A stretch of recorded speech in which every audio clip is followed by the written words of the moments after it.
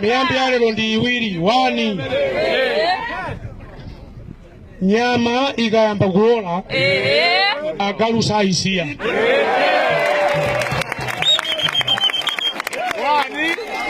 Yayamba kuola ina yaje uko nyama tili nayo.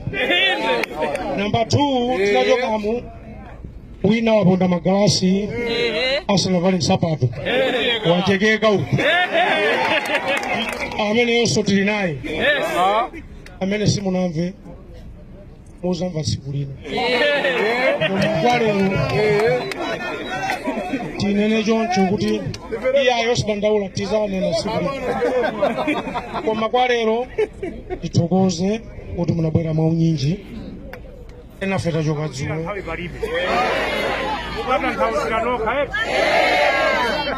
Number 1 okazinga soya sadikira mbuli uli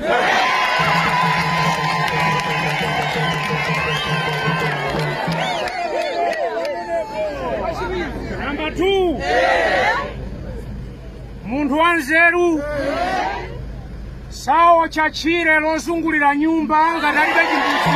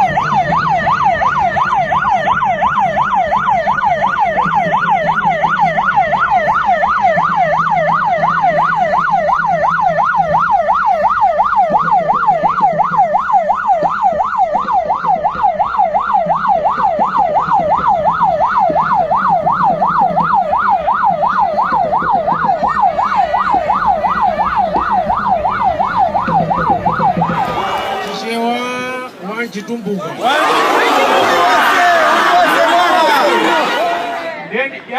ya chichewa ningo chita iwiri ya nsanga. Number 1 koso wanzeru saja nteza wa mbeu.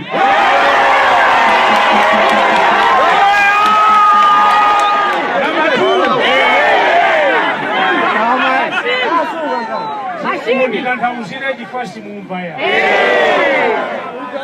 mutu wankhani yokuti kumaonesetsa kumamvesetsa kuti zisalakwitse amanena kuti kuchidimadima unapangisa mwana wa mbuzi kuyamwa tonde.